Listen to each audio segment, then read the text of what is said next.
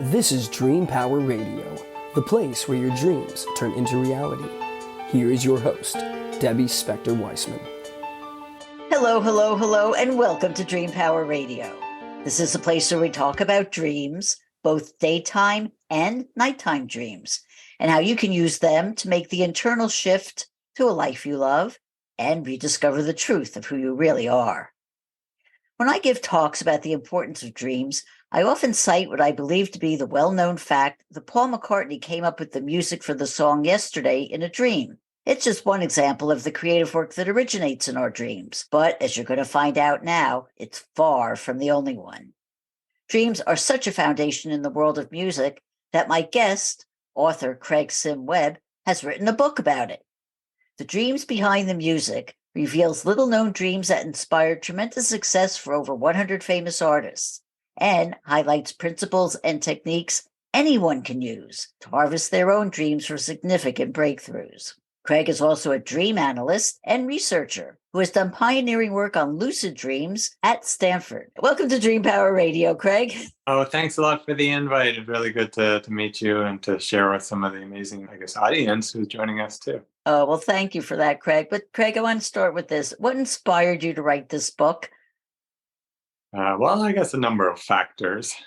The Dreams Behind the Music sort of says two parts of me that weren't fully merged and probably still aren't. But dreaming, my passion, I think the same one that you and many of the listeners have, exploring, applying dreams in our lives. And then a whole artistic side, music kind of being the muse.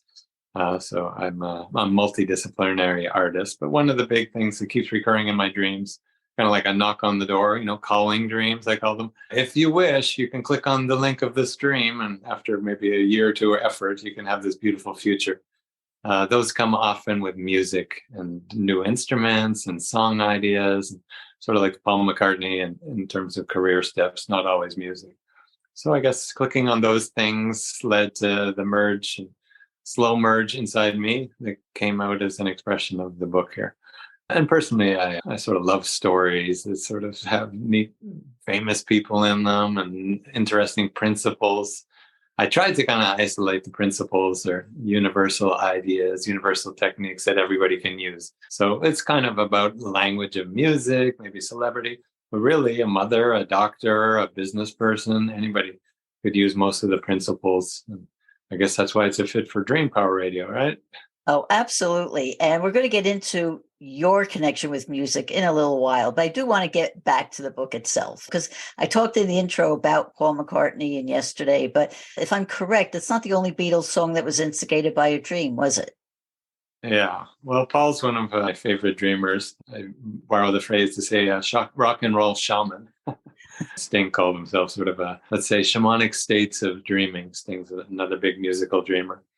And Sir McCartney dreamt, I think I mentioned Yesterday, which he shared not that long ago very publicly. But for many years, not too many people knew about that. So thank you for bringing it out there. Show people examples that can really be practical in life. And then, of course, Let It Be. That's another one he shared, I think, only about a year ago on Carpool Karaoke. I mean, a little bit here and there before that, but in a mainstream way for the West. There was a big one about a year ago. He shared some of the story of Let It Be, where his mother, the lyric, Mother Mary came to me. Of course, his mother's name is Mary, his physical mom, who passed when he was younger. And she came in a dream, and I think at a rough time when the Beatles were having a sort of the rocky part towards the end of their togetherness. And she said, son, just let it be. And he said, I guess it touched me so deeply. Maybe it'll touch listeners, made a lyric, made the song. And you can sort of see the thread that comes some kind of inside info. I sort of call it, the shamanic rock and roller, but really that's what shamans, or let's say medicine people, or anybody really tuned inward, gets the inside data. I say collecting the files and the data and the web pages off the inner net. It's kind of like internet, but it's in our dreams. And then bringing it out to people. Internet. The internet. Yeah, why not? I mean, we have this big physical version of what's already inside of us. So I borrowed the phrase. I hope that's okay, people. I'm allowed to joke a little about it because my family name is Webb, right? Exactly. So it's very interesting that you say that we know Paul McCartney came up with the music for Yesterday in his dream, but the lyrics for Let It Be came from, or the inspiration, the lyric came from his dream. I'm not sure we can separate them entirely because he's a pretty sharp dreamer. This is a little hidden technique in there for any of you creatives, which I think is everybody. But he would often, or when he would get these kind of musical inspirations, and there's a few more if you want, I can share. But he'll right away, sort of, and I think at Jane Asher's apartment when he got Yesterday, crawled out of bed, groggy, maybe a cool morning there in UK. But just went right over to the piano and tried to piece together the song. And so he kind of gets up early right away. And I imagine the dreams and the music for Let It Be were both mixed in. So maybe he's just writing the lyrics at that moment, but then he starts humming the phrase and it kind of comes together, I guess, a batch.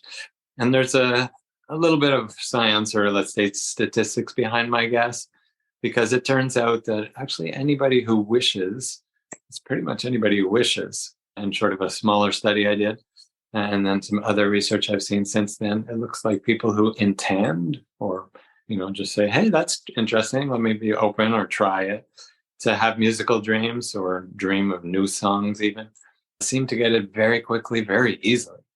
Like surprisingly, 7 out of 7 of my students got it within a week, who never really dreamt music, maybe once 3 years before for one of them, but, never really intended it. But it's almost like pressing a button. Hey, soundtrack on, please. The mute button, but unmute in this case for dreams. And then all of a sudden music can come. So I imagine that the music and the lyrics weren't too far apart. It's kind of from the inner source. We don't know. I don't want to put words in Sir McCartney's mouth. But there is a very, very interesting story that sort of points to other aspects of such dreams by the Beatles. And this one's not known about yet. But thanks to Dream Power Radio and maybe some other helpers here. Let's hear it. Get there more, maybe a little bit in my book, that Lennon and McCartney had just started working together, obviously an incredible partnership. But at the time, they didn't really know. They're just sort of two gents in, I guess, Liverpool, just kind of having fun, playing guitar, having a wish to be like that guy on TV called Elvis. And then a recurring dream that Sir McCartney had, he wasn't Sir at the time, but was digging up an old tin can in his backyard. So he actually shared this, and I reference I think 750 references in my book point to the actual place where he shared it, or it was shown, or some of them actual events that happened, like plane crashes, etc. So I like to keep a little bit of credentials in there. And he actually shared this.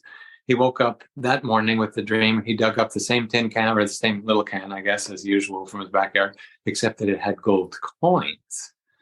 And he said, wow, that's interesting. He just happened to be chatting, I guess, with his new songwriting mate, John, and said, oh, I had my recurring dream, whatever accent, Liverpool. And John said, well, that's really strange, because just this morning, I actually had a dream also of digging up a tin can of gold coins, or something pretty close to it, enough that it was extremely unusual. They both pretty much had the same dream. That's tandem dreaming. He kind of like just says a little phrase at the end. I guess you could say it sort of played out true, because, he has, I think now, 500 million or more royalties in all his life. So he did pretty well with the gold coins for that partnership. Yeah, it also brings up the whole idea of tandem dreaming, which not very many people do, but you get that connection. Yeah, mutual dreaming. I wouldn't be so surprised. In this case, it was sort of, let's say, new creative partners, bandmates, and they turned out to be lifelong friends and colleagues and such, with a little bit of waves in the mix, of course. But I would say any partners out there, obviously wife, husband, but even, let's say, other variations on a theme, children and parents, if they started to check a little more, I bet you they would notice a lot of what I call mutual theming, sort of like mutual dreaming. But it's not always in the language of life where I'm at this point of view, I see the TV or I see the tree exactly like this, you're over there, you see the other side of the TV. So it's not, that's more the physical language of our perception. In dreams, it might be, oh, I had this character appear, or the color of the room was this, or we were outside going on a river, but big, more general things like a theme or a motif. And if people check, I bet you'd be very surprised that it happens all the time, because I check with clients and students, and I myself notice it personally quite often. But yeah, it's there if we look for it. Sometimes it's very striking, though. Exact same dream, right? Have you ever had that? I haven't, but again, I don't usually ask other people if they've dreamt the same thing that I have. And it's an interesting question to take up that I may do in the future. All right, new little home research. Do a I little call it research. subjective science. With dreams, we get to be first-person explorer and get our data, each person. Absolutely. Well, in your book, it's not only about the Beatles who had songs come out of their dreams, but you also say Beyonce has a song that came from one of her dreams. So you can tell me a little bit about that. Yes, well, Beyonce is a visual artist. Although people say, "What? I thought she was a musician." Her album, that which she says every song was at least inspired by, or maybe direct from Dream Download, the visual album. She says, "Yes, because I actually see music. I see the images. I see the sort of dreams of it." Some she actually gets right on waking up, so she'll get that as her music. Which sort of bridges into a whole interesting chapter in the book that I just labeled, because I started seeing sort of the metadata when I was gathering many stories, like 200 different artists. There was certain groupings that were kind of interesting that don't really show if we just know a story or I guess an anecdote here or there. But I noticed a lot of artists, especially the dream ones, who kind of tune inward and bring it out quite consciously, like let's say the applied dreamers, might call them. They have synesthesia. In other words, their senses, different senses bridge a little bit into each other. Pharrell will go, the artist Pharrell. What is this? I'm going to be happy. Clap along. I can't say too many lyrics here for copyright, but I don't think you'd mind that Pharrell actually sees music when he meditates in the studio or kind of sits quiet, maybe with eyes closed, and sees like colors dancing around a bit like I believe Beyonce does. So there's this kind of crossover where that visuals and the feelings that comes with them translates into a musical song or working arrangement or whatever they're working on in that moment. And then there's some other interesting variations. I have a bit of a strange one. I actually sort of hear touch, which is a pretty small percentage. Do you have any synesthesias? There's some where you can sort of like remember numbers really perfectly, and there's a few strange ones. But bridging of senses, like hearing colors or seeing sound or anything like that? Sometimes, I mean, it doesn't happen very often, but Yeah. yes, I do. I do. It could be a sign of some creative genius. So a friendly little seed or suggestion for you and any listener. If it starts coming a little bit, maybe at least be open, maybe nurture, because it sounds like it can bring some interesting success. Yeah, I want to ask you in your research because you either have dreams spontaneously where you just dream, you go to bed, you have the dream and it's there, or you can make a dream declaration or do a dream incubation and meditate on what you want to dream about before you have the dream. Which is it with these artists? Is it a little bit of both or? Yeah, there's a few. I have a whole chapter on what I think everybody here probably is aware of, lucid dreamers. And even lucid isn't quite an on or off thing. And obviously some people use the word differently. But let's say generally people who intend dreams. And my definition of lucidity, which has expanded quite a bit since I was involved with the research at Stanford that kind of brought it to the West. Even if we intend a topic to dream about, or maybe not so consciously, we watch a scary movie going to bed, or we're just thinking about something or worrying or whatever, but our mental focus is on a certain topic. Our emotions are probably following that. And we fall asleep. We go to a deeper state, maybe even meditation. But if we fall asleep with anything like that, yeah, we're going to probably dream on it. I think anybody here say that, yeah, I slept on a problem before. Same idea. So it can be intentional or unintentional, but it starts to guide dreams. So that's kind of my little movement of the RPM needle of lucidity, maybe not fully into the green yet, but starting to intend dreams before they happen. And then maybe more official lucidity is during the dream. That can start to happen. And there's quite a few. One interesting one is a colleague I worked with, Robert Rich. It turns out a number of the electronic music musicians who do sort of soundscapes and different sounds, not quite as much as like songs, I guess, or quite rock and roll radio songs anyway, but more soundscapes. And Brian Eno is another. They actually sort of seem to intentionally dream quite a bit. So Robert Rich did too. He said he had a really powerful dream where he kind of merged into a painting in the dream, kind of became aware and then dove into a painting, ended up flying over the hills of Santa Cruz, which is close to where he lived in California, and then hearing the most rapturous, incredible I guess, at first actually seeing this sort of sound formation in the air, and then I think hearing and feeling and waking up with it. And that became one of the songs on the album, I think Numinous, or one of the albums he was working on at the time. So there's certainly people who quite intentionally go into the dream music studio. I'm one of them, and will sort of work on songs or ask for inspiration or somehow just let it come. But I can still say, even as a fairly proficient lucid dreamer, many times the melody just comes if I want it. I know that I can kind of turn on or off the mute button for the music pretty much any day. I can sort of have that. It's just a question of which ones am I going to work on and log. And it does take some physical time. So I kind of let them come a little more naturally. But sometimes if I'm working on a song, an album, or maybe something even like producing somebody else's work, sometimes just editing audio interviews, I might intentionally ask for guidance or in a dream say, hey, is there a better way to mix this or arrange it? Or is a certain instrument? I sort of got the melody, but example here, we'll kind of go back to some of the famous folks. Rolling Stones got Can't Get No Satisfaction. At least Keith Richards, the guitarist, got this dream where he said he kind of pulled out a tape recorder in the middle of the night and just strummed, I guess, this little riff on his guitar. And he didn't even remember in the morning, but he saw that a bunch of tape had run. So he went and listened to it. He said, oh, wow, cool. But he wasn't as into it. And he played it for, I guess, Mick Jagger, his bandmate. They were just beginning at the time. And Mick said, hey, I like it. Because he wasn't sure he wanted to really record. So Mick, I think that day or shortly thereafter, wrote some lyrics that seemed to fit pretty well. And they pieced it together, and he said, well, I want to make it more rock. So they added this really grunge sound. In this case, I don't think he necessarily did ask or go in dreams to consciously get that guidance, but it's certainly quite possible. Fish, not sure if you're aware of that artist. He's more of a performance artist. Yeah, you know. Oh, yes. The group. And one of the main songwriters there, actually, the performers on stage. Mike Gordon goes in dreams and quite actively gets a feeling, a sound, or a music. There's other artists who do that too. Craig, this is fascinating, but we do have to take a little break here. We are speaking all about music and artists and dreams with author Craig Webb, and we'll be right back. If you're not pleased with the trajectory of your life, the time to begin your own personal transformation is now, and your dreams can help pave the way. How? By tapping into your unvoiced confidence. What is unvoiced confidence, you say?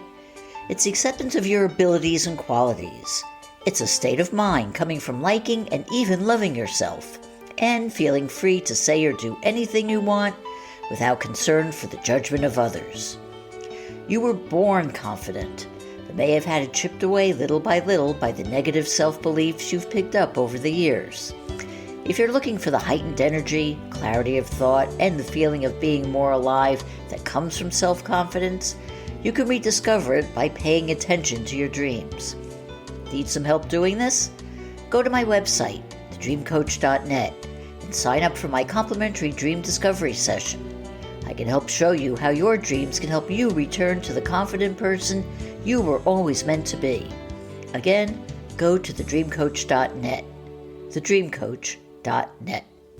Welcome back to Dream Power Radio with your host, Debbie Spector-Weissman. Yes, welcome back to Dream Power Radio. I'm your host, Debbie Spector-Weissman, and we're talking about music and dreams with author Craig Webb. Well, Craig, you said you're also a performer and you've come up with music from your dreams. So we're actually going to play a couple of clips from your music, and I'd like you to elaborate a little bit about what it means to you, maybe where it came from. So this first clip I want to talk about is the one that you call Bass Riff. Yeah. Bass riff's an interesting one, like I think maybe about 8 or 9 that I included in my dream-inspired video.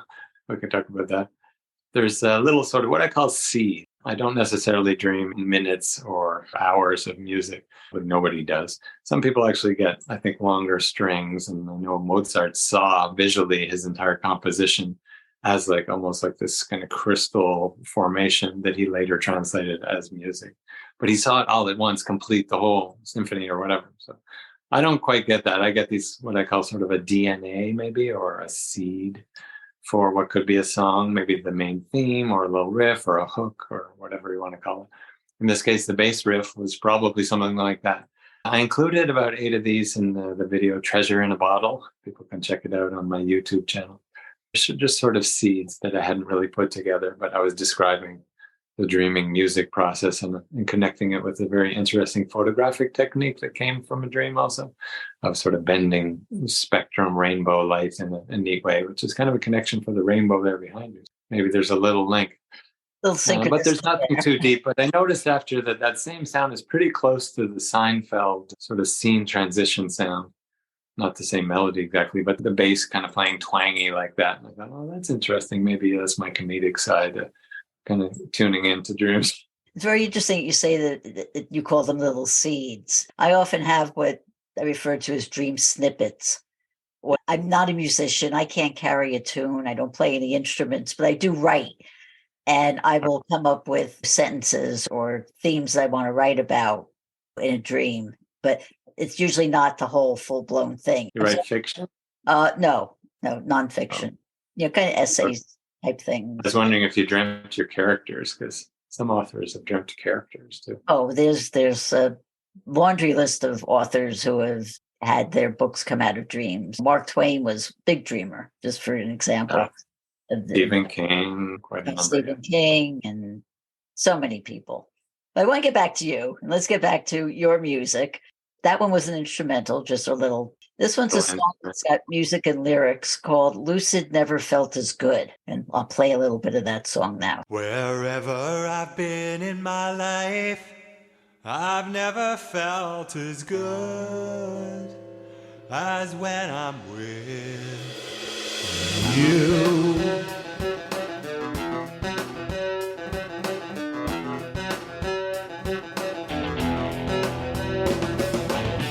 From a dream, this melody just sprang into my life, yeah. In this way, the seeds of soul are born.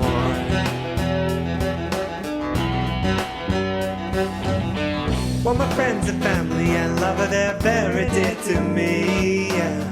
But without the muse, I'd be forlorn.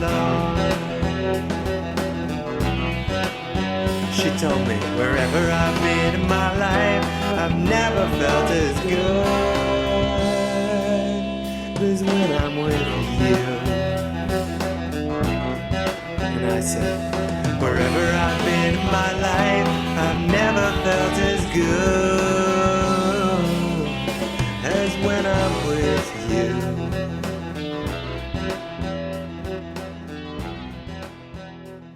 All right. Well, that one sort of a slash title. Lucid is the main title, but people don't always get it because it's just at the end of the song. So the chorus, I guess, repeating part, the refrain says, never felt as good as when I'm with you. That's an interesting one that sort of shows some principles that I think might be interesting for listeners, and like also something that I learned in my life. So hopefully that can be of value. But I just like most of these melodies, they come to me as sort of a hook. In this case, I think I used it as a hook anyways.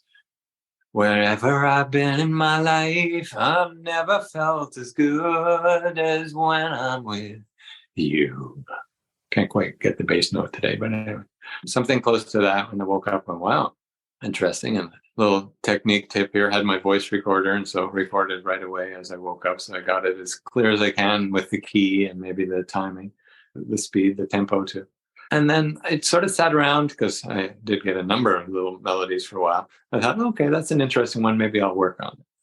And then I started deciding what could the lyrics be about, because I got the lyrics and the music together, right, in that one. And I thought, okay, never felt as good as when I'm with you. Maybe I'll use my dream side here, and I'll say maybe it's the inner self, my deep dream wisdom coming and speaking to the physical self.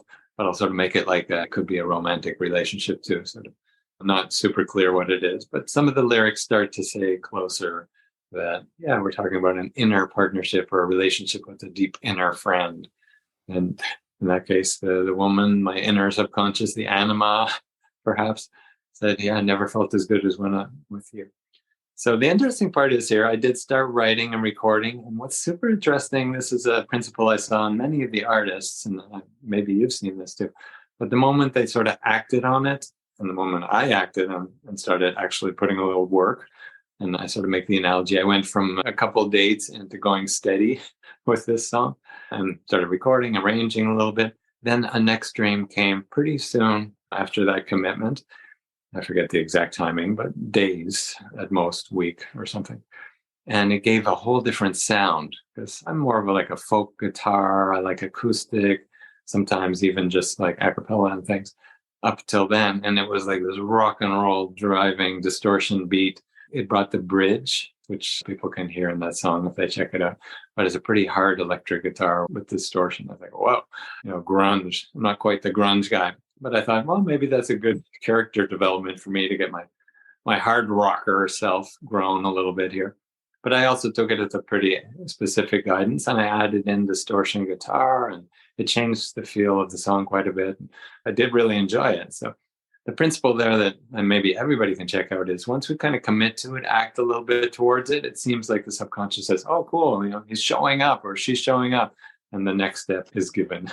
Okay, I have a very practical question to ask you. So you dream the music. How do you remember it? Do you take out your guitar and record it, or do you just sing it into record? How do you do that? Yeah. Well, I have to be honest here. Maybe I'm dating myself. Officially, I did record originally on a tape recorder. So I just kept a little tape recorder by my bed. The days of tape recorders have passed here.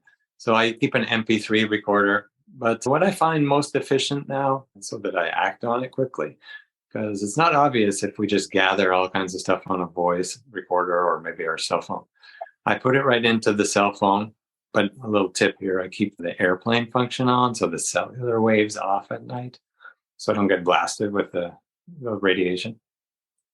And then right away, as soon as I've recorded it, I email it to myself. And that day, I'll have the little melody there, and I'll choose if I'm going to work on it, or at least I'll record it with as much as I can remember of the dream and maybe a few other hits.